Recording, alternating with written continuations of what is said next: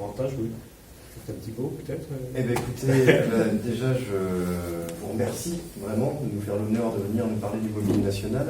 Vous en parlerez beaucoup mieux que moi, mais le mobilier national, ça reste une institution pour les artisans d'art qui représente beaucoup de choses. Alors, en fait, moi-même, quand j'ai commencé ma formation d'ébénisterie, j'ai fini par faire de la marqueterie. Et quand je suis monté à Paris, je me disais que ce serait bien d'y travailler. C'est quelque chose qui me disait bien. Puis après, j'ai continué dans l'école. Et on m'a fait changer un peu d'avis en me disant qu'il faudrait peut-être restaurer mon métier. et donc, voilà, c'est pour les artisans une institution, et je pense que M. Lemoine l'a compris et fait un travail de fond pour faire en sorte que ça profite au plus grand nombre. Parfait, merci beaucoup. Merci beaucoup de votre invitation aussi à présenter le mobilier national et ses différents métiers effectivement ici, lors de ces rencontres magnifiques consacrées au métier d'art. Et comme vous le verrez, je vais vous faire une petite présentation donc, de l'histoire et des missions du mobilier national et en insistant un peu sur justement cette valorisation du geste et des métiers. Et comme vous l'avez vu déjà dans le petit film d'ailleurs qu'on vient de projeter, le geste a beaucoup d'importance parce que ce qui caractérise souvent les métiers d'art, justement, c'est l'attention apportée au geste, qui est vraiment voilà, ce que certains appellent aussi l'intelligence de la main. Oui. Je pense au prix Bettencourt-Schuller, notamment, qui récompense voilà, certains métiers d'art. Et c'est vrai que cette importance du geste précis, ce geste qui est absolument essentiel à tout type de création ou de restauration, enfin, on le verra dans quelques instants, est vraiment quelque chose qui est le cœur, je dirais, de la définition de nos métiers et aussi ce qui explique que sur le temps long, depuis près de 400 ou 500 ans, comme on l'a dit là aussi, nous tâchons d'être modernes depuis des lustres, c'est-à-dire à la fois à servir la création contemporaine ou à entretenir le patrimoine que nous avons constitué, mais également à assurer la transmission de ces savoir-faire précieux. Voilà. Donc c'est ça qui vraiment sont les lignes de force, je dirais, de l'action du mobilier national. Voilà. Alors peut-être... je vais vous projeter quelques petites images pour illustrer mon propos. Je crois que je vais enlever ma veste parce qu'il fait de chaleur. Oui. Quasi d'été, donc voilà. Et je vais donc vous projeter quelques images qui vous permettront peut-être de mieux voilà, percevoir les choses. Alors, donc, le mobilier national donc est une institution assez ancienne, puisque en réalité, le mobilier national est l'héritier du garde-meuble royal, et c'est une mission qui est apparue en France au moment où la monarchie, et notamment le système de cour, commence à s'organiser. Et donc c'est au XIIIe siècle qu'il y a au sein de la maison du roi un gentilhomme qui est chargé de ce qu'on appelle de la garde-robe, mais aussi du mobilier pour le roi, car la cour de France à l'époque est itinérante en réalité. Et donc vous n'aviez pas, les châteaux royaux n'étaient pas meublés en permanence, ils étaient meublés juste quand le roi arrivait. Et donc le roi était précédé de quelques chariots, je dirais, qui transportaient les tapisseries, les coffres, le mobilier, l'argenterie, et qui permettaient au roi ainsi et à sa cour, qui était évidemment moins importante qu'elle ne le sera sous Louis XIV, mais néanmoins déjà un embryon de cour, et donc permettra au roi et à sa cour de s'installer confortablement dans ce château. Et jusqu'à la Renaissance, c'est le même phénomène, hein. La cour est itinérante, le roi et sa cour donc s'installent dans les différents châteaux que nous connaissons des bords de Loire, mais ces châteaux ne sont jamais meublés en permanence, ce ne sont que des aménagements temporaires, qui sont faits pour le confort, une nouvelle fois, du roi et pour permettre à celui-ci de résider dans ces différents châteaux. Et finalement, c'est au XVIe, à la fin du XVIe siècle, que la cour de France va se sédentariser au Louvre, d'abord, puis évidemment plus encore au XVIIe siècle à Versailles avec Louis XIV. Et à ce moment-là, la mission du garde-meuble royal va un peu évoluer. C'est-à-dire que la mission ne sera plus d'aménager de façon temporaire ces grandes résidences, mais ce sera au contraire de les aménager d'une façon permanente. Et pour cela, comme ces châteaux sont immenses, le Louvre est immense, bien avant Versailles, le Louvre est absolument gigantesque, mais il y a aussi des châteaux royaux comme Fontainebleau, qui sont aussi des châteaux absolument gigantesques. Eh bien, ces grands châteaux royaux doivent être meublés en permanence, et à ce moment-là, le garde-meuble va passer des commandes très importantes auprès d'un certain nombre d'artisans, beaucoup d'ailleurs dans le faubourg Saint-Antoine à Paris, pour fabriquer du mobilier qui aura vocation donc à meubler ces grandes résidences. De la même façon, les manufactures royales vont s'organiser, notamment sous l'impulsion déterminante de Colbert au XVIIe siècle, avec notamment la manufacture des Gobelins, que vous devez connaître de nom, qui fabrique des tapisseries, mais aussi il y a une manufacture de tapis du roi, comme on dit, qui s'appelle la manufacture de la savonnerie, et qui fait des très grands tapis pour orner ces grandes résidences. Bref, toutes les manufactures et ateliers, à ce moment-là, se créent, en quelque sorte, et le roi, plus exactement son ministre Colbert, n'aura de cesse que de réunir des artisans au sein de ces ateliers et manufactures pour produire en quantité et en qualité du mobilier ou des éléments décoratifs de nature à pouvoir donc décorer et meubler d'une façon permanente ces grandes résidences. Et ça, c'est un tournant absolument essentiel et qui, en quelque sorte, justifie, ou en tout cas explique la tradition actuelle toujours de commande publique que le mobilier national a conservé, puisque, comme je vous l'expliquerai dans quelques instants, nous avons toujours cette mission de création de mobilier ou de pièces décoratives, ou de commandes auprès d'ateliers privés, donc de pièces de cette nature, de façon, alors aujourd'hui ce ne sont plus nos palais royaux, mais ce sont tous les palais officiels de la République, si j'ose dire, que sont évidemment l'Élysée et les résidences présidentielles, Matignon et toutes ses très nombreuses emprises, tous les ministères et toutes les ambassades de France à l'étranger. C'est-à-dire que la mission actuelle du mobilier devenu national, évidemment, après avoir été donc royal puis impérial, donc le mobilier national aujourd'hui a pour mission d'aménager, de meubler, de décorer l'ensemble des résidences ou des lieux officiels de la République. Nous avons un texte très normatif de ce point de vue-là. Vous savez qu'en France, on adore les textes de loi et les règlements. Donc nous avons évidemment un règlement qui détermine précisément les 693 adresses officielles qui peuvent bénéficier, comme on dit, des dépôts du mobilier national. Voilà pour ce très rapide, je dirais, panorama historique qui vous explique, pour vous expliquer qu'en réalité, le mobilier national est donc héritier d'une très ancienne tradition régalienne, qui était donc l'aménagement des résidences du roi ou des empereurs, notamment au XIXe siècle, mais que cette mission, si elle a perduré aujourd'hui sous la forme d'aménagement des lieux officiels de la République, elle a quand même véritablement comme, je dirais, fil rouge, ou en tout cas derrière cette mission officielle, il y a véritablement aussi la volonté de montrer l'excellence des métiers d'art, de l'artisanat et de la création française dans le domaine, évidemment, des arts décoratifs, des arts textiles, et maintenant on dirait aussi du design. Car même sous le roi Henri IV ou le roi Louis XIV, la mission d'ameublement ou de décor de ces résidences royales était véritablement, comme vous le savez, destinée aussi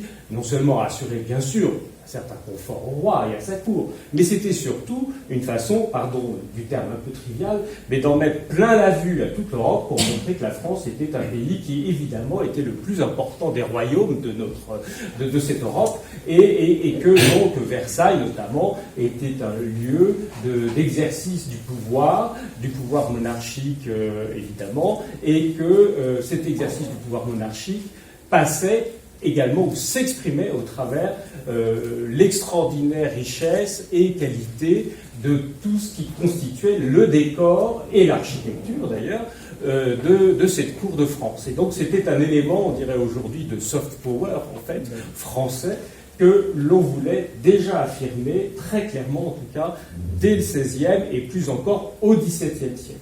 Et si je dis ça, c'est que, en réalité, si la France aujourd'hui est encore un pays de grande tradition en termes de métier d'art, et on le voit bien aujourd'hui ici à Pernes, c'est qu'il y a toujours eu cette volonté de la part soit de nos monarques aujourd'hui, de nos dirigeants, de soutenir cette création et la diversité des arts décoratifs en France.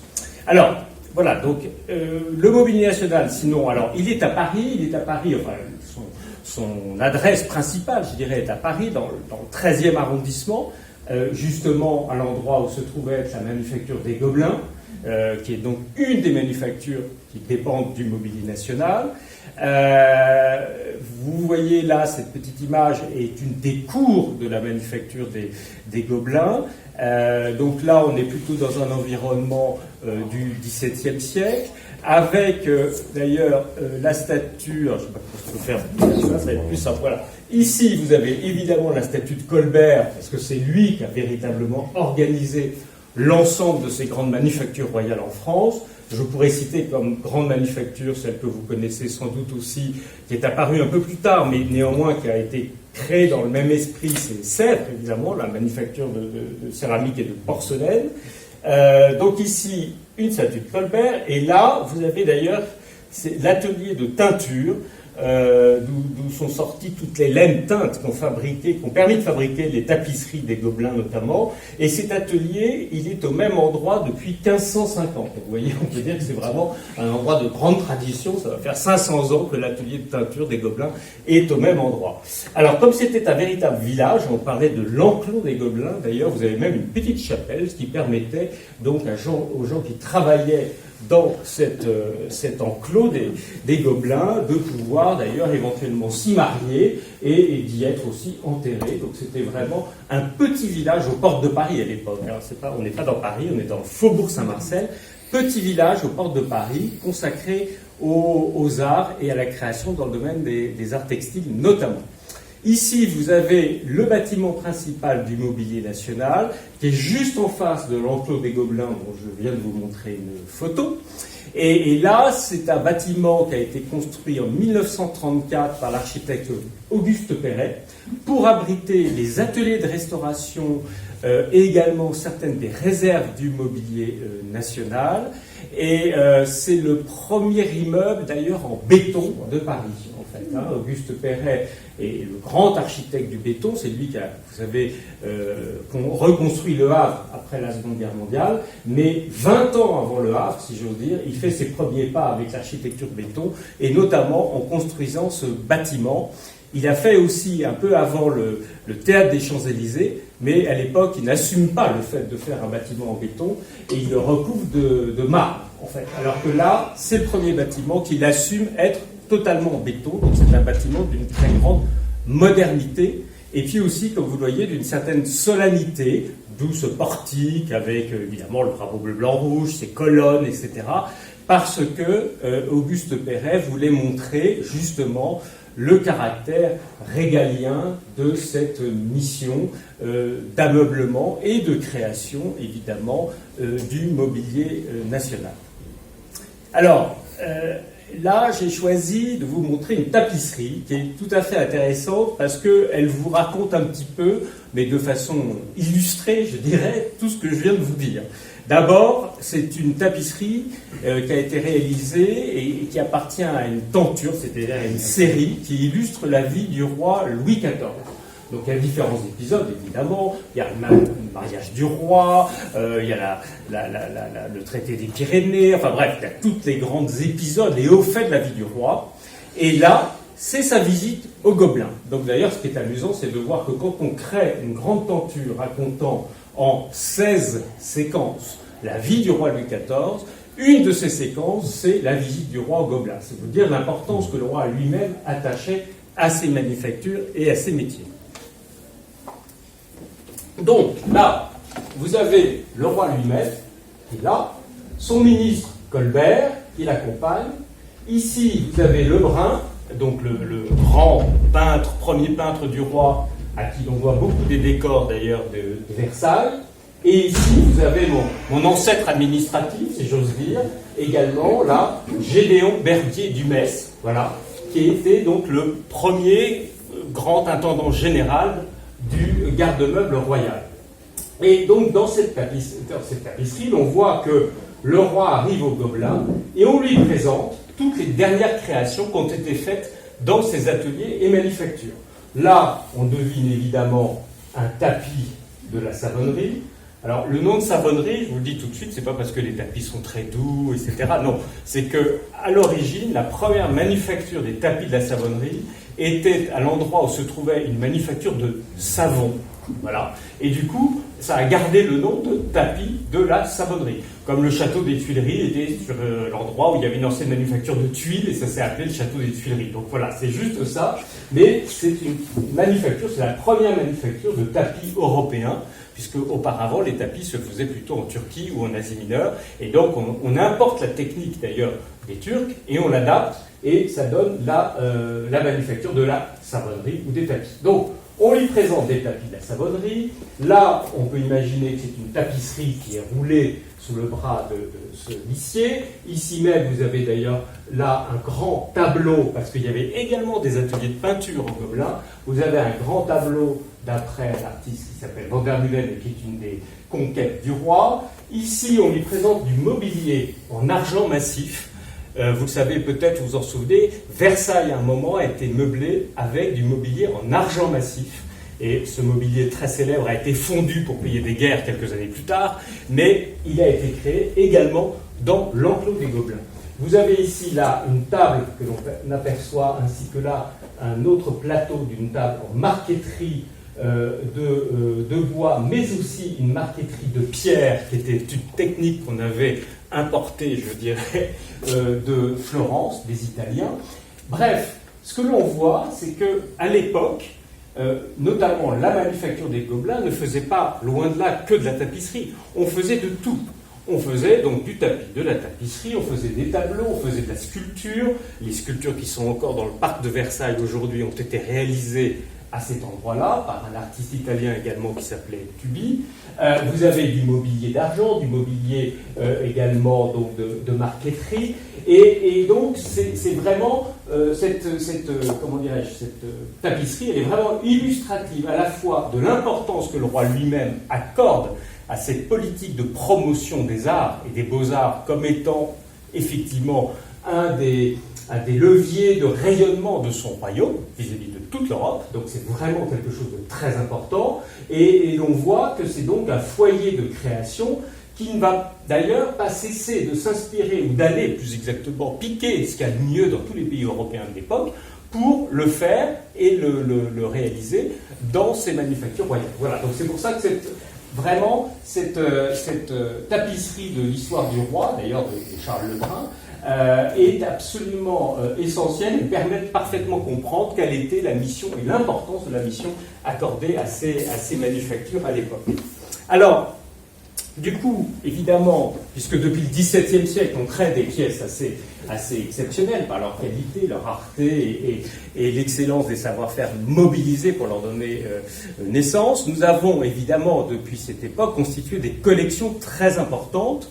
Et j'ai fait exprès, parce que vous vous attendiez, après une tapisserie du XVIIe siècle, que je vous en montre une autre peut-être, mais là je vous montre une tapisserie tout à fait contemporaine, qui est une tapisserie d'après Henri Matisse, qui est Le Ciel, que nous avons réalisé en 1972, car une des particularités de ce que nous avons toujours fait dans ces manufactures et ateliers, c'est que nous n'avons jamais travaillé qu'avec des artistes vivants, contemporains.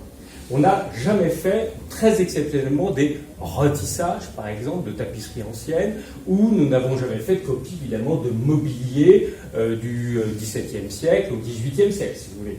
Car, et ça encore, c'est quelque chose de très spécifique de notre pays, et de nos monarques, d'ailleurs, il faut le reconnaître, c'est qu'ils ne se meublaient et ils ne se décoraient, si l'on peut dire, que dans du très contemporain. Voilà. Dès que le roi meurt, d'ailleurs, dans tous les inventaires que nous conservons, les inventaires de la maison du roi, tout le mobilier du roi, Louis XIV par exemple, est barré et marqué de l'ancien style. en attendant qu'on crée un nouveau style pour le roi Louis XV. Et quand Louis XV va mourir, tout le mobilier sera marqué de l'ancien style, en attendant que l'on crée un nouveau style pour Louis XVI, etc., etc. Et ça va durer jusqu'à la fin du XIXe siècle, jusqu'à la fin de l'Empire. Ce qui est assez amusant, finalement, c'est qu'avec finalement la disparition du régime monarchique ou impérial en France, et avec l'instauration de la République, c'est à ce moment-là qu'on va développer un goût pour le patrimoine et pour notamment le mobilier à caractère historique. Comme si, en quelque sorte, la République, qui se sentait un petit peu illégitime, toute récente, avait besoin de se meubler, de se mettre dans les meubles de la monarchie qui l'avait précédée, pour se légitimer. Et donc, effectivement, à la fin du XIXe siècle, sous l'époque de la Troisième République, eh bien, nos nouveaux ministres vont se meubler ou s'installer en prenant du Napoléon III, en prenant du Louis XV, en prenant, je dirais, du Louis XVI, et ils ne vont plus chercher eux-mêmes, ou en tout cas le garde-meuble à ce moment-là devenu national, ne va plus chercher véritablement à créer un nouveau style, mais va installer la République dans les meubles, si j'ose dire, de la monarchie. Et ça, c'est un phénomène qui est très amusant et étonnant. Mais, cependant, s'il y a ce phénomène, pour ce qui est des manufactures et ateliers, nous allons quand même continuer, dans ces manufactures, à créer des pièces, mais avec des artistes contemporains. Et donc, petit à petit, il va y avoir un petit décalage qui va se passer, si j'ose dire, entre la mission ameublement des lieux officiels de la République, qui va donc se faire dans un contexte très, je dirais, d'ameublement plutôt classique, et où on voit que pour le ministre, le bureau statutaire d'un ministre, c'est un bureau Louis XV, en quelque sorte. Mais en revanche, effectivement, il aura une tapisserie d'Henri Matisse, où il va avoir une tapisserie très contemporaine, ou un tapis très contemporain, parce que les manufactures vont continuer, elles, comme elles l'ont toujours fait, à créer des pièces plutôt contemporaines. Donc, nous avons constitué des collections importantes de tapisseries, de tapis aussi, comme vous voyez là encore, tapis très contemporain, c'est un tapis de Victor Vasarely. Nous en avons réalisé plusieurs avec Vasarely, et d'ailleurs, un de ces tapis, d'ailleurs celui-là, je pense, d'ailleurs, est aujourd'hui dans le bureau du président de la République actuellement. Nous avons évidemment des collections très importantes de lustres, de bronze, de flambeaux, de feux, selon tous les vocabulaires de l'époque. Également, évidemment, de mobilier. Et là, j'ai fait exprès pour vous montrer justement le grand écart que nous sommes parfois amenés à faire en termes de style. Deux types de mobilier très, très particuliers et très typés, je dirais, de nos collections. Ici, vous avez un trône de l'empereur Napoléon Ier, avec d'ailleurs une invention tout à fait amusante pour l'époque, c'est que le dossier est totalement rond. Et vous voyez sur les accotoirs, vous avez également deux petites boules rondes, ce qui était censé symboliser évidemment la vocation universelle de l'empereur, qui avait donc vocation à régner sur le monde entier. Bon, comme vous savez, cette ambition s'est un peu arrêtée à partir de 1815, mais voilà, à un moment donné, on invente une forme particulière parce que le dossier rond est censé représenter le globe, en fait. Voilà. Et puis là, vous avez une pièce tout à fait récente, enfin beaucoup plus récente, de Richard Peduzzi, qui est un rocking chair, qui est une création qui est sortie de nos ateliers de recherche et de création, de mobilier. Donc c'est pour vous dire qu'au fil du temps, on a su s'adapter évidemment au goût et aux usages.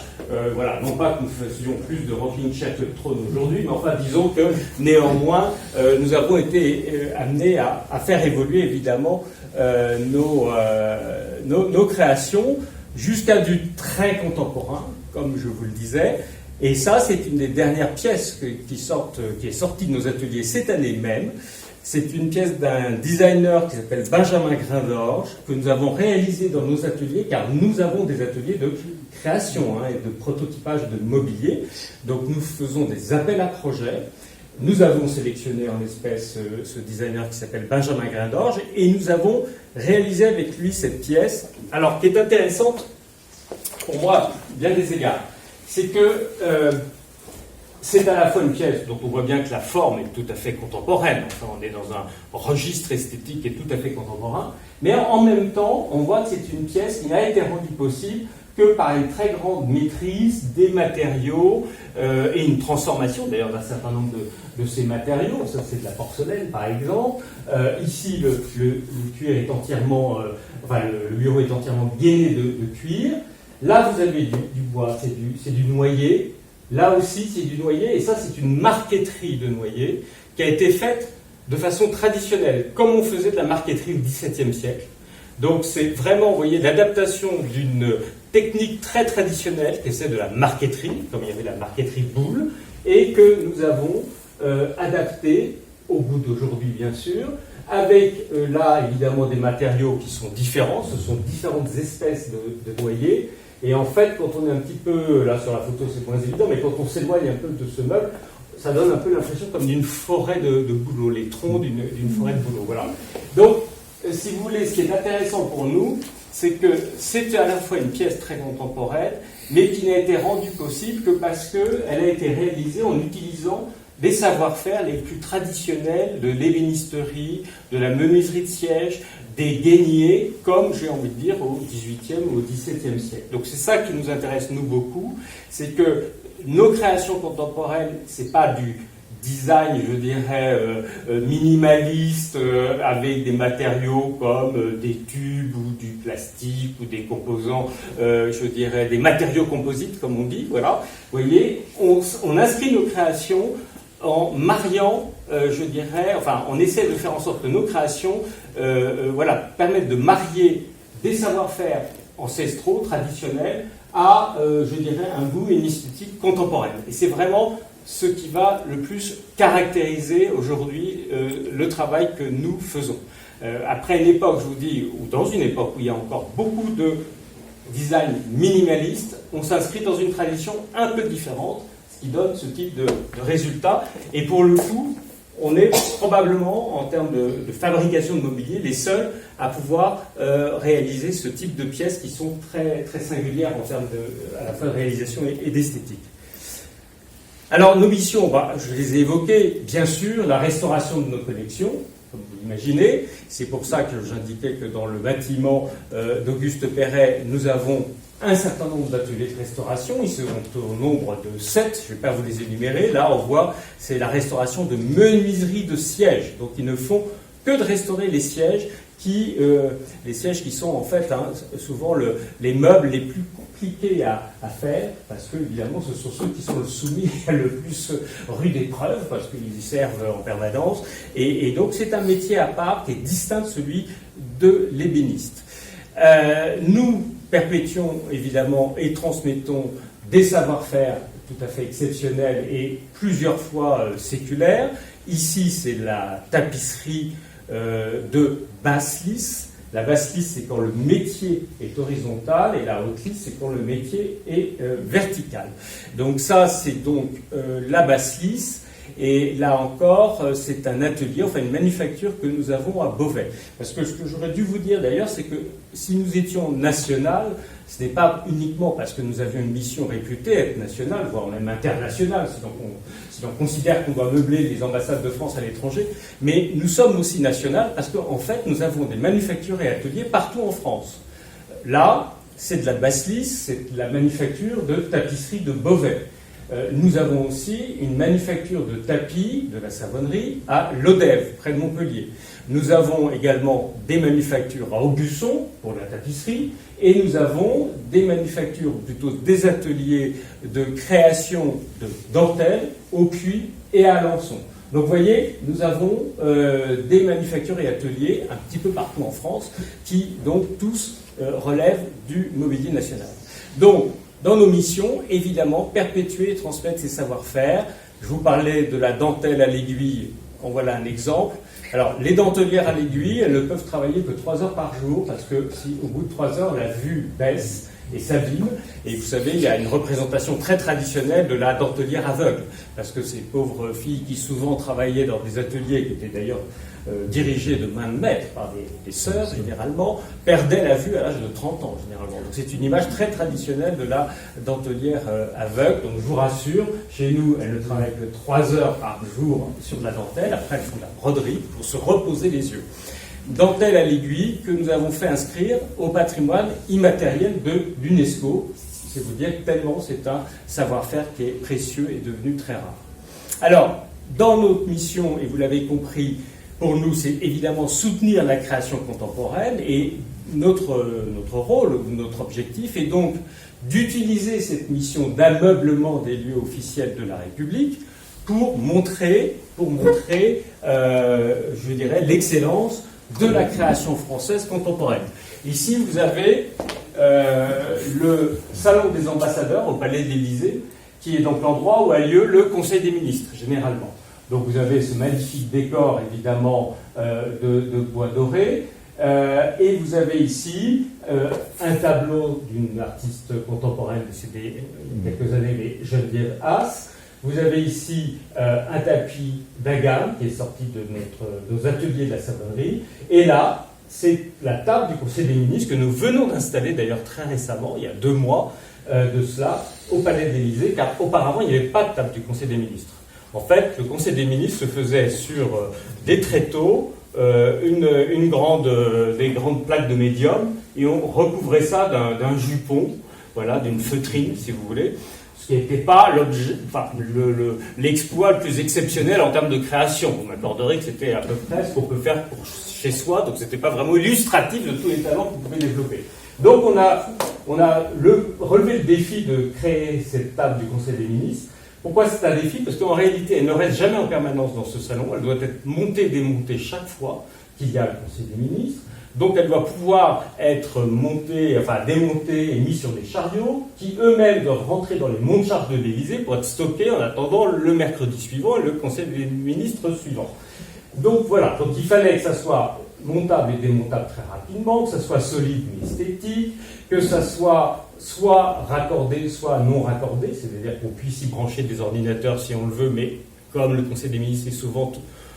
ces délibérations sont confidentielles, donc il faut que ça ne soit pas non plus connecté, et même que ça soit totalement, absolument impossible d'ailleurs de, capter quoi que ce soit de ce qui peut se dire autour de la table du Conseil des ministres, ce qui fait que nous avons d'ailleurs deux meubles dans lesquels les ministres mettent leurs tablettes ou leur téléphone, qui sont comme des petites cages de Faraday, de façon à ce que rien ne puisse être enregistré ou aucun document ne puisse être comme ça transmis.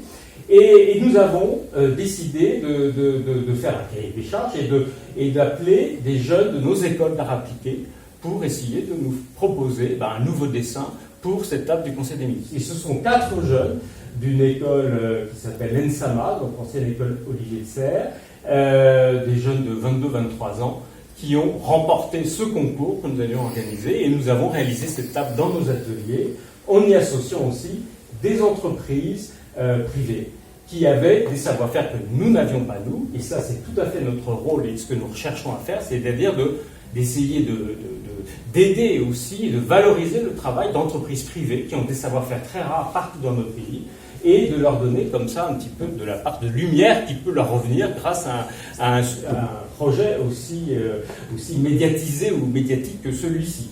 Et donc il y a eu une présentation tout à fait officielle au président de la République du travail que nous avons réalisé, et nous avions fait inviter les 11 entreprises d'ailleurs qui ont été avec nous, qui avaient travaillé à ce projet. Une entreprise, par exemple, qui a fait le béton, car la table est en béton. C'est du béton taloché sur une structure nid d'abeille, ce qui veut dire que c'est à la fois très dur et que ça donne le côté brut du béton, mais en même temps c'est très léger parce que la structure elle-même est très légère. Donc ça, c'est une entreprise des Vosges qui avait fait le béton. Les pieds anodisés comme ça, c'est une autre entreprise qui se trouve en Charente. Enfin voilà, notre objectif à travers un projet comme ça, en tout cas, aussi symbolique que la réalisation de la table du Conseil des ministres, était de montrer que des tout jeunes designers, des apprentis, même designers j'ai envie de dire, étaient capables de faire des propositions en termes de dessin et de forme absolument exceptionnelles. Et je trouve que c'est le rôle du Mobilier National que de leur donner leur chance à travers un projet tel que celui-là, parce que des designers très connus comme Philippe Starck ou Jean-Michel Villemotte n'ont plus besoin de nous pour se faire connaître, ils sont déjà universellement reconnus. Donc on montre comme ça les talents des tout jeunes qui arrivent aujourd'hui, je dirais, dans la vie courante, dans la vie professionnelle, et puis aussi on montre les talents des entreprises françaises qui sont capables de faire des matériaux tout à fait innovants pour ce type de création. Un autre exemple d'aménagement très contemporain du Palais de l'Élysée, le salon Pompadour. Je pense que la marquise de Pompadour ne reconnaîtrait pas grand-chose à ce salon, si ce n'est peut-être les boiseries. Vous avez une tapisserie de Miro, un tapis d'Achdu, du mobilier de Thierry Lemaire. Enfin, vous voyez, voilà, c'est une composition, évidemment, qui peut être amenée à changer, mais une composition que nous avons faite d'aménagement du Palais de l'Élysée. Alors, dans la stratégie que nous essayons de mettre en œuvre, et qu'évoquait d'ailleurs Corentin Tavernier tout à l'heure, parce qu'une nouvelle fois, vous l'avez compris, nous, ce qui nous intéresse, au travers cette mission d'ameublement des lieux officiels de la République, mais ce qui nous intéresse vraiment, c'est de montrer une nouvelle fois les talents français, tant dans le domaine des métiers d'art que de la création, en fait, eh bien, nous avons lancé une nouvelle stratégie d'édition de certaines de nos créations. C'est-à-dire que jusqu'à présent, quand on faisait une pièce, ça demeurait une pièce unique, en quelque sorte, qui était mise dans le bureau d'un ministre ou d'un ambassadeur. Je pense qu'aujourd'hui, en 2022, on ne peut pas considérer que quand on a créé une pièce qu'on estime être intéressante en termes de forme et de réalisation, on ne peut pas considérer que notre mission doit se limiter à placer cette chaise ou ce bureau dans un bureau de ministre ou d'ambassadeur. Et là, vous avez deux exemples que nous venons de faire. Alors, une édition grand public même, avec la maison Line Roset, qui est entre nous une des dernières maisons de fabrication totalement française en termes de mobilier. Ça, c'est un des problèmes de notre pays, à la différence de l'Italie, où il y a beaucoup de petites et moyennes entreprises qui fabriquent du mobilier. En France, il y en a très peu. Donc, évidemment, notre action tente à les aider et à les valoriser leur travail. Donc là, nous avons fait une édition de mobilier d'assises avec Line Roset. Donc, vous voyez, c'est ces différentes assises. Sachant qu'un industriel comme Line Roset, au départ, quand Philippe Nigro, qui est le designer, est venu les trouver, Line Roset a dit ça, ok, ça on sait faire, ça, tu rêves ta vie, c'est impossible, c'est beaucoup trop compliqué, on ne pourra jamais passer à un niveau d'industrialisation de formes aussi complexes. Et c'est là où nous sommes intervenus en disant, mais écoutez, nous, dans nos ateliers, on va prototyper ces formes les plus complexes, on va travailler avec vos propres ingénieurs et vos propres prototypeurs, et on va essayer de trouver des solutions de façon à ce que ce dessin, qui est certes plus complexe mais plus intéressant aussi comme forme, qu'on puisse trouver des solutions pour favoriser une production, une fabrication industrielle. Et on y est arrivé. Ce qui fait qu'aujourd'hui, dans le catalogue de Line Roset, vous pouvez avoir ces 4 formes, alors que Line Roset seule n'aurait pas pu développer des formes aussi complexes que celle-là. Et nous, accessoirement, dans le cadre de notre mission d'ameublement, on peut être amené à fournir des petits canapés ou des assises comme celle-là. Vous comprenez bien que notre vocation, ce n'est pas nous, dans nos ateliers de l'État, de fabriquer 50 canapés, ça n'a pas de sens. Mais en revanche, d'aider un industriel français à fabriquer des canapés que nous pouvons après ça acheter, placer dans des ministères, eh bien là, pour le coup, c'est beaucoup plus cohérent. Et le fait est qu'on a été très content de faire ça parce que, alors même que nous venions de terminer cette collection, le ministère de l'économie, des finances, qui, vous savez, occupe ce gigantesque bâtiment à Bercy, nous a demandé 70 canapés. Alors, il y a 70 canapés, on ne pouvait pas les fabriquer nous, on a été ravis, on les a commandés chez Line Roset, Bercy les a payés, nous les avons conçus, tout le monde était très content. Voilà, donc ça c'est typiquement la nouvelle stratégie que nous développons. Là, un autre exemple de cette stratégie, cette chaise, qui est une chaise de lecture, que nous avons réalisée avec un designer qui s'appelle Patrick Join, et cette chaise de lecture a été réalisée pour les nouvelles salles de lecture de la Bibliothèque nationale de France. Donc, même chose, nous avons en quelque sorte fait le cahier des charges, on a recruté, si j'ose dire, sélectionné un designer qui nous a fait une proposition qu'on a trouvée évidemment intéressante en termes de forme et de fonction. On l'a prototypé dans nos ateliers et après ça, on a fait un marché public qui a été remporté par un fabricant français qui s'appelle Alki, qui est dans le sud-ouest. Et on lui a dit, écoutez, voilà, vous allez fabriquer cette chaise, vous en avez déjà 300 exemplaires de vendus, donc le risque financier pour vous, il est quasi nul, parce qu'il y a 300 exemplaires de prévendus pour la Bibliothèque nationale, et après ça, vous allez l'inscrire à votre catalogue, et des collectivités, d'autres bibliothèques, des salles de lecture, d'archives, peut-être des mairies, peut-être qu'un jour ici, vous serez assis plutôt sur ces chaises-là, plutôt que celles sur lesquelles vous êtes assis, voilà, enfin bref, pourront acquérir cette pièce Donc c'est une façon pour nous de valoriser, vous voyez, là encore, le talent de nos designers et de nos ateliers.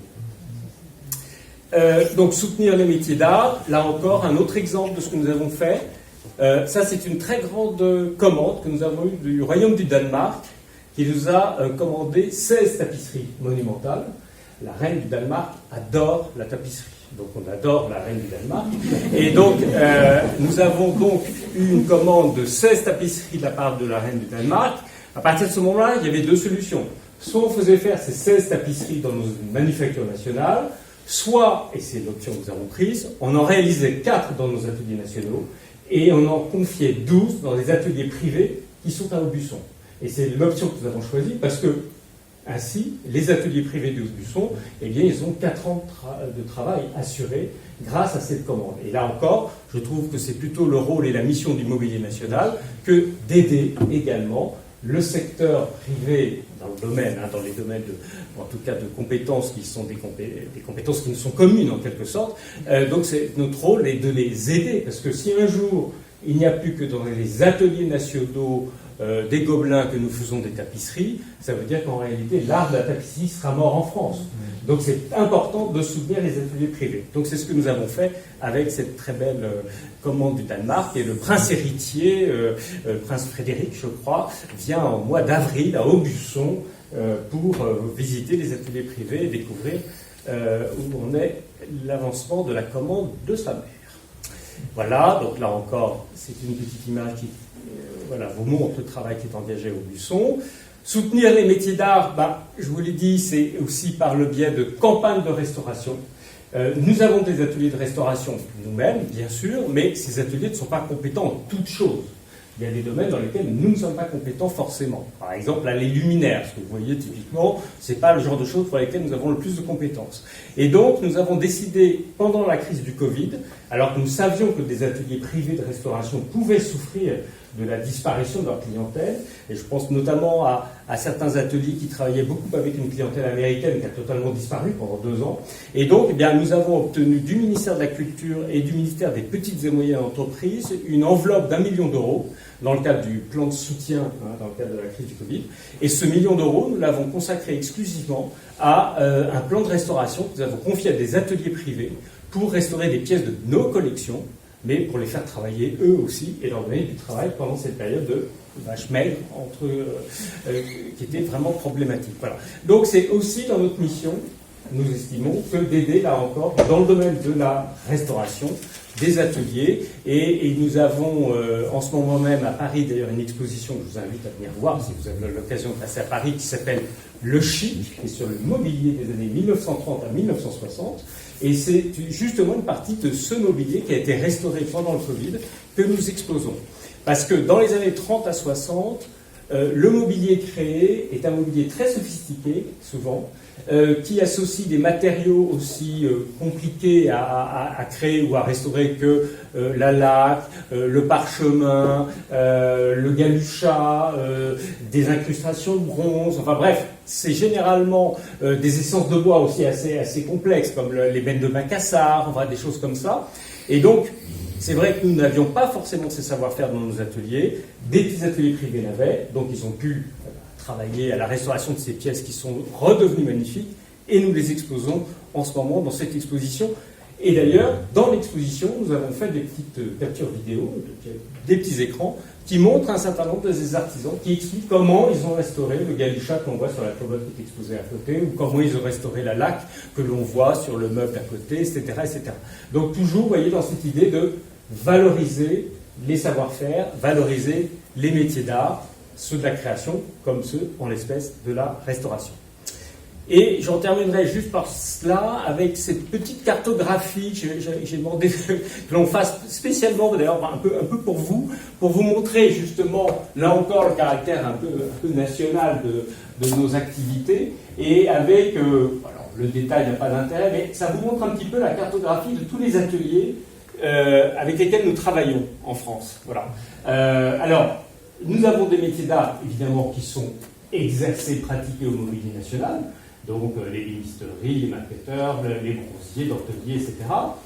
Nous avons un certain nombre de métiers d'art également qui se trouvent être exercés par des ateliers privés. Et en tout, nous avons près de 400 ateliers avec lesquels nous travaillons en France. Donc c'est pour vous dire là encore le rôle de, on l'espère en tout cas, de levier de soutien ou de développement que nous essayons de jouer, en tout cas ce rôle d'aide au développement de ces métiers, de ces savoir-faire que nous essayons de jouer partout en France, puisque une nouvelle fois, je pense que c'est la véritable mission aujourd'hui du mobilier national au XXIe siècle.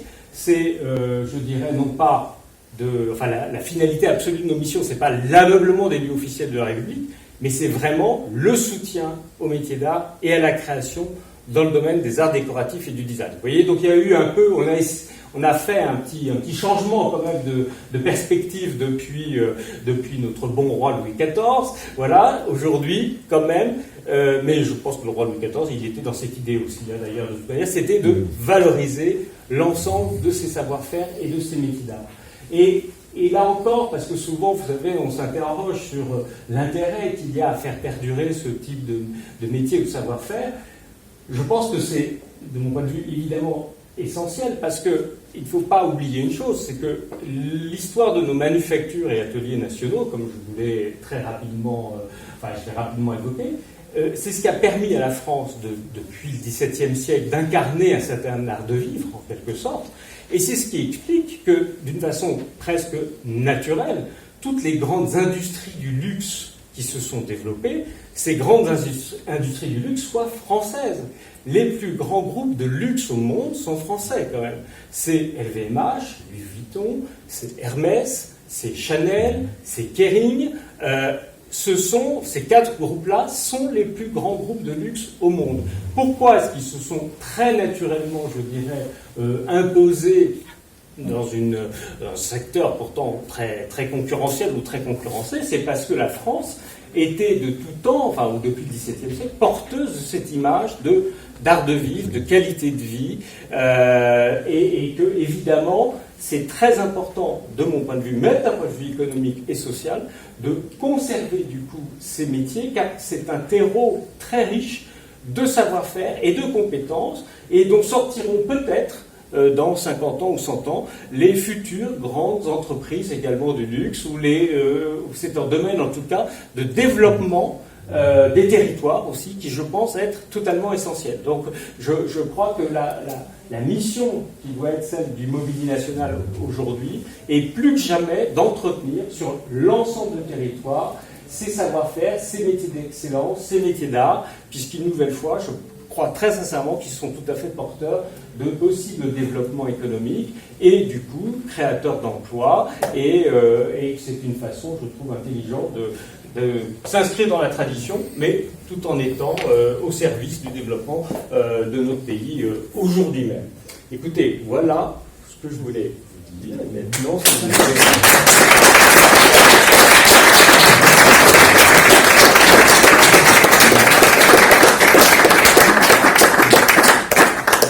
Voilà, et ça c'est la dernière petite image, c'était justement cette exposition que nous faisons en ce moment à Paris, sur le Chip. Vous voyez, ça c'est beaucoup de mobilier de Arbus, Le, etc.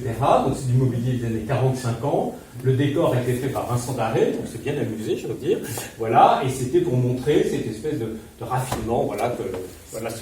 Oui, je vous en prie. Excusez-moi, c'est dans les locaux du mobilier national. Oui, c'est dans la galerie des Gobelins. Ça, c'est dans la galerie des Gobelins. Oui, c'est parfait, c'est moi ça. Voilà. Et je suis à votre disposition si vous avez des questions à poser. Oui, je vous en prie. Il y a des changements de président de la République au Parlement qui changent tous sur le mobilier. Alors, est-ce que ce mobilier va chez vous? Est-ce qu'ils vont chez vous en prendre d'autres? Comment ça se passe? Alors, déjà, quand les présidents changent, tout ne change pas forcément. Ça va dépendre un peu du président. Il y en a qui s'y intéressent, d'autres moins. Bon, il se trouve que le président actuel, effectivement, a vraiment souhaité que l'on redonne à l'Élysée cette image de lieu très actif de soutien à la création, si vous voulez. Donc, c'est pour ça qu'il nous a donné une sorte de carte blanche pour réaménager notamment les grands salons de l'Élysée. Et dans ces cas-là, le mobilier qui s'y trouvait précédemment revient dans les réserves du mobilier national, bien sûr, et de nouveau se trouve être disponible pour une ambassade, un ministère, pour un autre lieu, si vous voulez. Voilà, hein. On ne jette rien, pour être très clair, on conserve tout, voilà. En tout cas, tout ce qui mérite d'être conservé est conservé, évidemment. Voilà. Parce que les Pompidou, par exemple, devaient avoir un mobilier extraordinaire, très contemporain. Absolument. Alors les Pompidou, évidemment, avaient beaucoup travaillé, avaient beaucoup sollicité le mobilier national, et notamment Pierre Paulin, qui était le grand designer qui a travaillé avec le mobilier national pour aménager les appartements privés des Pompidou, qui sont restés effectivement des références en termes de très grande modernité. Alors la salle à manger des Pompidou est restée au Palais de l'Élysée aujourd'hui. En revanche, les autres éléments ont été démontés quand le président Giscard d'Estaing, qui était beaucoup plus amateur du XVIIIe siècle que de la modernité des Pompidou, est arrivé à l'Élysée. Donc quand Valéry Giscard d'Estaing est arrivé à l'Élysée, tout le mobilier Pompidou est revenu au mobilier national. Nous en conservons une grande partie. Il y a une partie qui a été déposée au centre Pompidou, d'ailleurs. Vous avez la restitution de la galerie des tableaux, avec d'ailleurs les tapis d'Agam également. Voilà. Et nous allons faire une exposition en 24, normalement, où nous allons remonter tous les appartements Pompidou faits à cette époque-là. Voilà. Mais en fait, les premiers qui ont introduit la modernité à l'Élysée ne sont pas les Pompidou comme on l'imagine, mais ce sont les Auriol. Mais ça sera l'objet d'une autre exposition. On voudrait réhabiliter l'action des Auriol qui ont été d'une extraordinaire en termes de modernité et d'audace dans les propositions qu'ils ont faites. Mais à l'époque, évidemment, les Auriol, c'est pas le même. C'est le président du Conseil qui est véritablement important. Le président de la République, c'est plus une fonction honorifique. Voilà. Ouais. Est-ce qu'il y a un livre qui retrace tous ces différents mobiliers à l'Élysée? Alors, il y a un livre qui a été fait par Adrien Goetz et qu'on doit pouvoir trouver en ce moment et qui effectivement évoque l'histoire de l'Élysée et même la petite histoire de l'Élysée sous ses différents présidents, et il évoque pas mal les questions d'ameublement. Et nous, dans le cadre de l'exposition dont je vous parlais, qui va avoir lieu en 2024, on est en train de préparer un ouvrage où là vraiment il y aura une étude du XVIIIe siècle jusqu'à nos jours sur vraiment les ameublements de l'Élysée. Donc il sera vraiment axé là-dessus. Donc voilà. Mais l'ouvrage d'Adrien Goetz déjà est tout à fait intéressant et très amusant. Il donne beaucoup d'informations sur l'ameublement et la vie à l'Élysée, si j'ose dire. Ce qui intéresse toujours beaucoup de gens.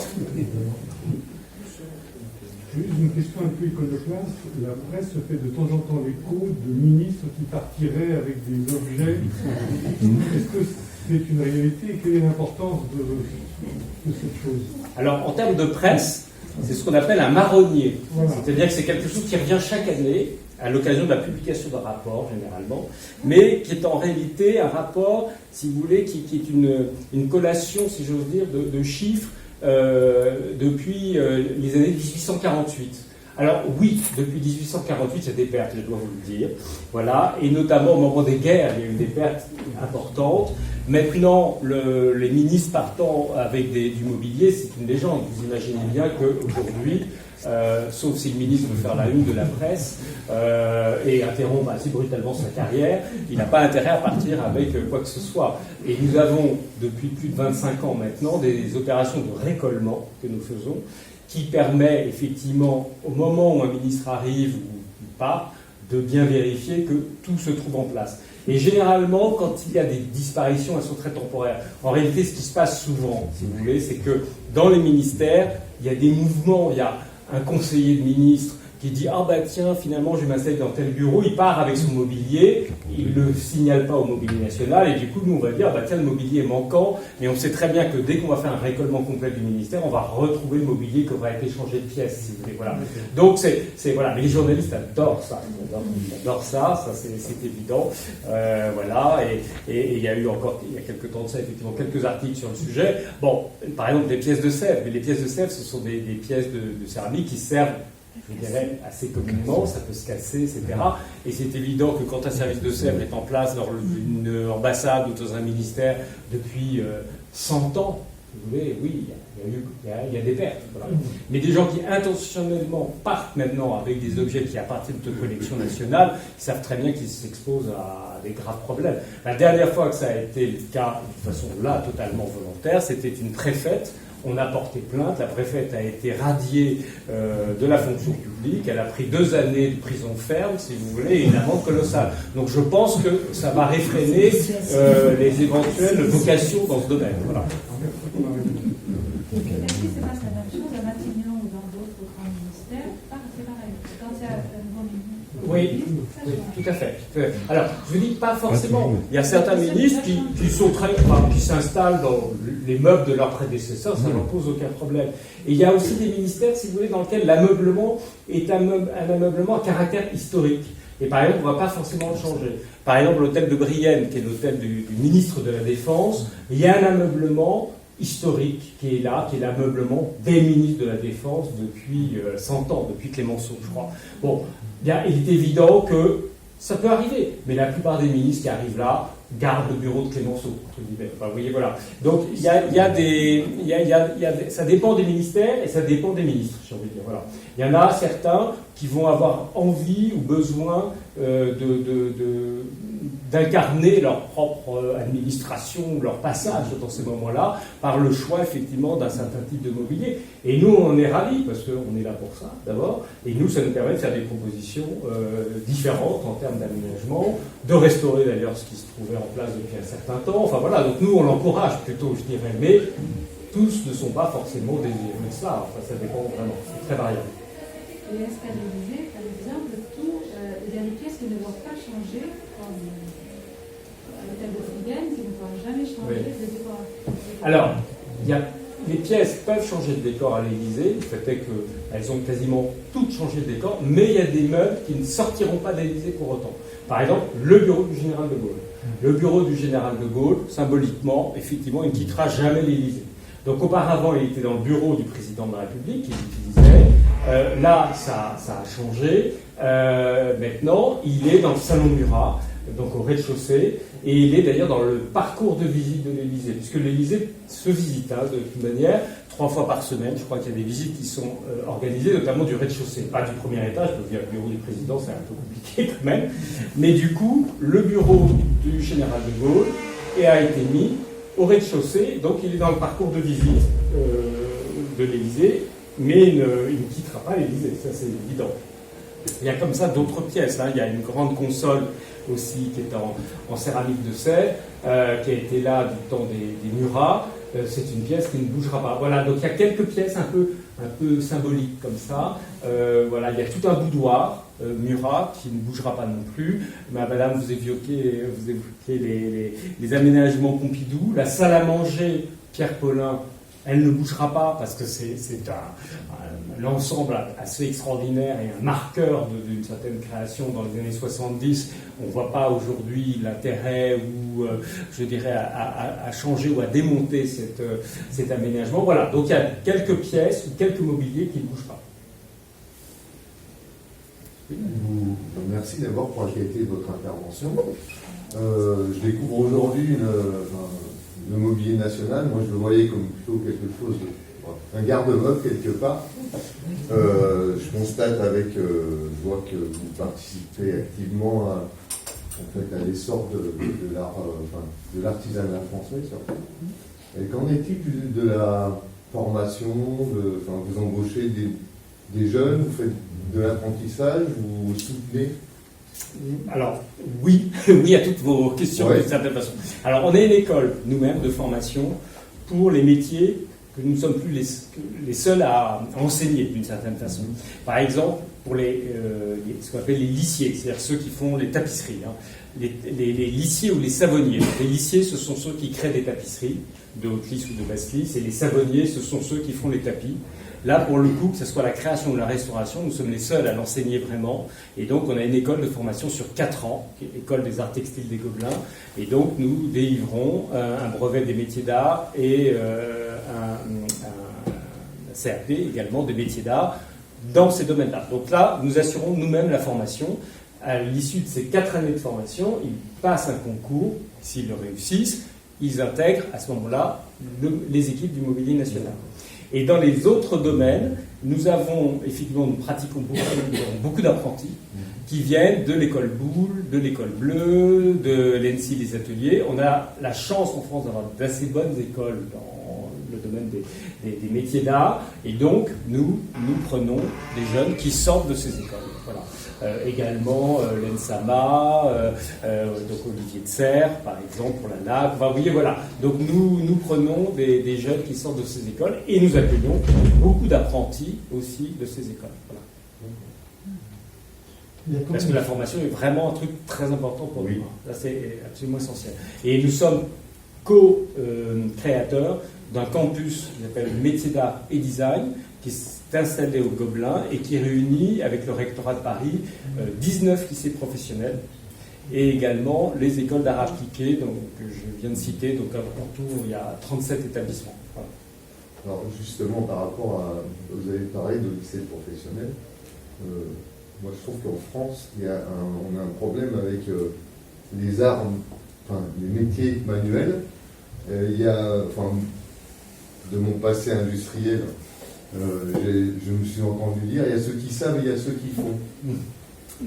Et pour moi, dans nos métiers aujourd'hui, aujourd'hui je suis formateur en ébénisterie, donc sur le tort, mais je suis passé par de l'industriel, je suis passé à l'artisanat parce que je m'y retrouvais, et je me sens pas plus bête que quelqu'un j'ai moi-même travaillé dans les bureaux, et voilà. Donc, on a un problème avec ça. C'est un vieux problème français. Ça, c'est un vieux problème français où on valorisera toujours le cours magistral par rapport aux travaux pratiques, si vous voulez. Enfin, vous voyez, c'est toujours comme ça. Donc, les filières dites, la filière générale est considérée toujours comme la filière d'excellence, et les filières professionnelles étaient très longtemps considérées comme des choix par défaut pour ceux qui n'étaient pas capables de faire la filière générale. Je pense que ça l'est toujours. Alors ça évolue un peu, je pense que ça évolue, mais il faut contribuer à faire en sorte que ça évolue de façon encore plus importante. Mais ça, je suis d'accord avec vous. C'est un mal français traditionnel. C'est pour ça que nous, on cherche à valoriser beaucoup dans notre approche ce travail du geste et cette intelligence de la main pour montrer que ces filières et ces métiers, ce sont aussi des filières d'excellence. Voilà. Mais c'est vrai qu'on a à se battre contre un préjugé tenace en France qui fait que je pense que les parents préfèrent encore que leurs enfants fassent de la sociologie que d'ébénisterie, alors qu'à mon avis, ils auront plus de boulot en ébénisterie qu'en sociologie. Mais peu importe. Voilà, il y aura, je caricature les choses, mais il y a un peu de ça. Voilà. Parce que c'est toujours comme ça. En France, on a toujours valorisé, je vous dis, le cours magistral par rapport aux travaux pratiques. Pour paraphraser un de mes collègues, je n'ai jamais vu un ébéniste sans tête. Alors, les gens s'en prennent. Non, mais voilà. Donc, c'est effectivement, ça fait partie des choses sur lesquelles on doit travailler collectivement, ça c'est sûr. Et justement, des opérations de valorisation, si vous voulez, de ces réalisations.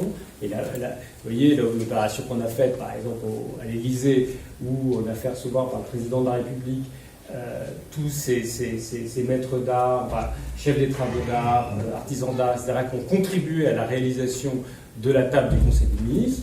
Côté des jeunes gens qu'il avait au départ conçus et dessinés, c'était bien de montrer que c'était un ensemble, que si vous voulez, que les uns sans les autres, on n'aurait pas pu travailler et réaliser ce qu'on a pu montrer. Donc voilà, donc c'est ce type d'opération, on espère qu'ils petit à petit vont permettre de contribuer à changer un peu cette image qui quand même évolue. Je crois qu'aujourd'hui quand même ça évolue un peu. Par rapport à ce que ça pouvait être il y a 15-20 ans ou 30 ans, ça évolue beaucoup. Aujourd'hui, les gens comprennent que les métiers d'art, quand même, c'est une forme, peuvent offrir une réalisation personnelle absolument formidable à ceux qui les pratiquent. Et accessoirement, des vrais métiers, des vrais jobs, et voilà, vous voyez ce que je veux dire. Voilà. Donc c'est pour ça que, voilà, je pense que quand même, la situation s'est améliorée, mais elle n'est pas encore optimale. Vous disiez tout à l'heure que Limousin était le dernier fabricant vraiment français de mobilier, enfin en série. Oui, en série, en grande série. À un niveau industriel, si si vous voulez. Parce que Alti qui fait par exemple, Alti qui fait la chaise de la Bibliothèque nationale, ils sont aussi français. Mais c'est une plus petite maison, par exemple. Donc je parle des très grandes maisons, si vous voulez. Même Roche-Beaubois, ils ont en fait l'essentiel de leurs usines sont à l'étranger, elles ne sont pas en France. Donc Ligne Roset, ils sont du côté de Lyon. Ils sont vraiment, voilà, c'est une des dernières grandes industries de l'ameublement en France. Il y en a quelques autres, hein, c'est pas les seuls, mais on n'en a pas tant que ça, en tout cas. Oui. Vos collections patrimoniales sont numérisées, accessibles au public. Si vous voulez regarder sur le portail du Mobilier National, vous avez un petit onglet collection et vous aurez accès à peu près à 90 000 fiches sur nos œuvres. Et que vous pouvez interroger par époque, par matière. Enfin, c'est vraiment une navigation assez facile. On a fait ça il y a 2 ans et demi, parce qu'avant, effectivement, c'était pas en ligne. Et moi, je pense que c'est très important que ça puisse être en ligne. Et donc, voilà. Donc, vous pouvez vous amuser, vous pouvez regarder à pianoter. Vous avez plein de façons d'interroger les collections et vous en avez 90 000 à peu près en ligne. Et on va mettre d'ailleurs très bientôt, également, on va compléter ce portail avec également tous les métiers et les savoir-faire. Voilà. Parce qu'on pense que c'est toujours très important de relier cela, enfin, derrière, de valoriser les métiers et les savoir-faire qui permettent à la fois la création de ces pièces ou leur restauration. Voilà. On essaie toujours de faire cette relation entre véritablement le travail et puis voilà. Parce que les gens, sinon, ils vont trouver formidable, magnifique une pièce, mais ils n'ont pas toujours conscience des savoir-faire qu'on doit mobiliser pour créer une pièce de cette nature ou pour les restaurer. Donc c'est important, donc on va compléter notre portail par cette application sur tous les métiers.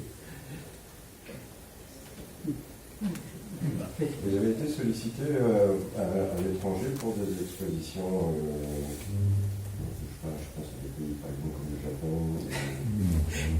Ben, j'en reviens justement. J'étais avant-hier à Tokyo encore, vous voyez, donc j'en reviens pour ça parce qu'effectivement, ils sont très. Alors, les Japonais sont intéressés à la façon dont nous, justement, défendons ou promouvons nos métiers d'art, si vous voulez.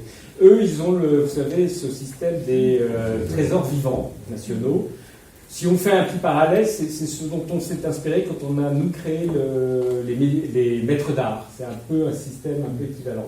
Mais ce dont je me suis aperçu, justement, en échangeant avec eux donc, la semaine dernière, ou cette semaine, enfin, la semaine dernière, c'est que... Non, c'était cette semaine, voilà, mais j'ai un peu déphasé maintenant, voilà. C'est que pour eux, vraiment, les savoir-faire doivent être transmis dans un respect absolu, si vous voulez, y compris en termes de forme, de style, de goût, donc un respect absolu de la tradition.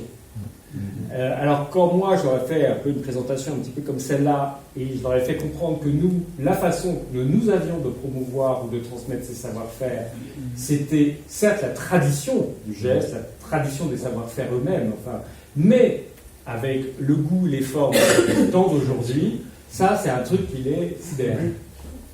Et d'ailleurs, j'ai eu des échanges avec des créateurs, notamment à Kyoto cette fois-ci, notamment une femme qui fait du papier washi, qui est une des grandes traditions japonaises, et qui m'a dit qu'elle avait eu les pires difficultés à l'époque avec les trésors vivants qui lui reprochaient de trahir la tradition alors qu'elle travaillait avec la même technique, mais en faisant des pièces qui ne correspondaient plus. Enfin, elle ne faisait pas que, vous savez, le papier washi, à l'origine, servait surtout pour faire les espèces de petits parapluies ronds, vous savez, dont les Japonais, voilà, pour se protéger du soleil, etc. Elle m'a dit, oui, je ne vais pas continuer en 2021 à faire des petits parapluies ronds, je pense que quand même l'usage est un peu réduit.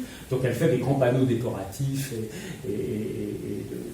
voilà, qui sont absolument magnifiques, mais elle s'est fait pas mal critiquer pour ça. Donc chez eux, ils ont une approche quand même de la défense de la tradition, si j'ose dire, qui est un petit peu différente de la nôtre, c'est-à-dire que voilà, ils estiment que oui, il faut continuer quand on travaille sur de la céramique à faire des bols pour le saké, et voilà, que quand on fait de la laque, c'est du mobilier, enfin du mobilier ou des ensembles d'objets pour la cérémonie du thé. Oui, enfin, si ce n'est que la cérémonie du thé, si vous voulez, depuis la disparition des shoguns, je dirais, il y en a quand même beaucoup moins. Donc voilà, donc vous voyez, bon. Merci.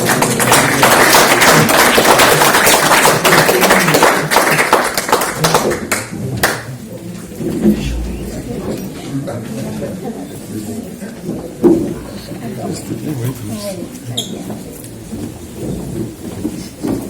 merci.